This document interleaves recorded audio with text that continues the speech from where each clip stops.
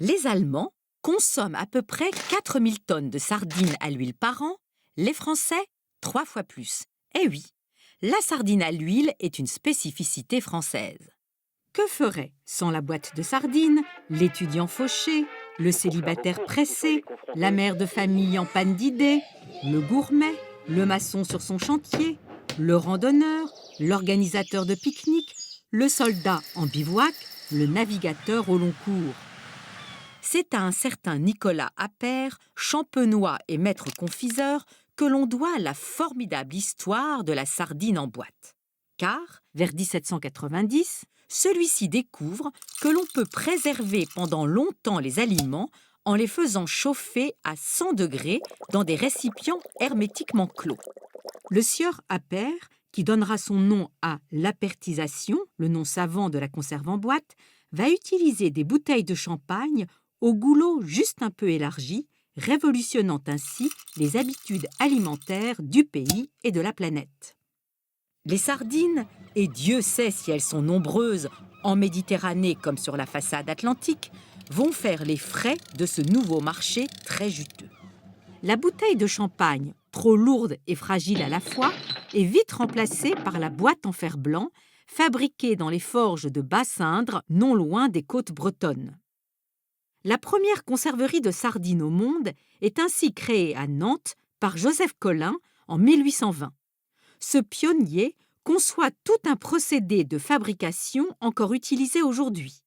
Les ouvrières coupent la queue des poissons, les étêtent, les étripent puis les lavent, les trempent dans une saumure et les exposent au soleil et au vent pour les faire sécher.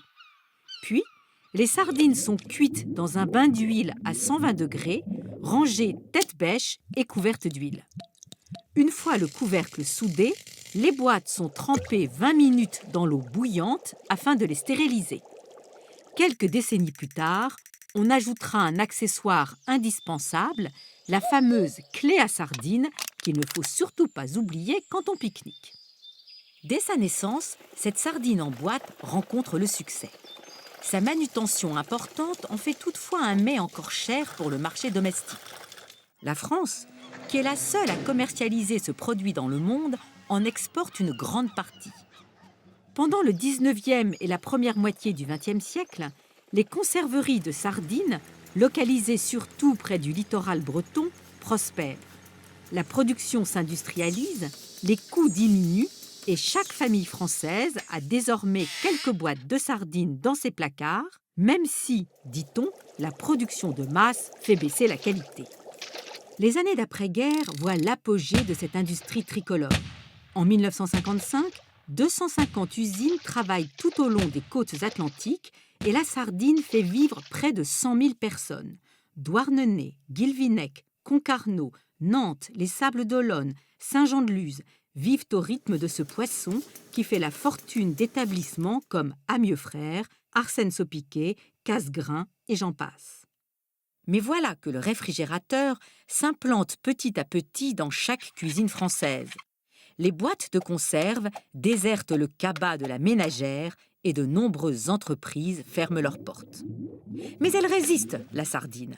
Aliment diététique, elle a maintenant la faveur des nutritionnistes, mais surtout, bon nombre de Français lui vouent un véritable engouement et sont capables de discuter sardines des heures entières.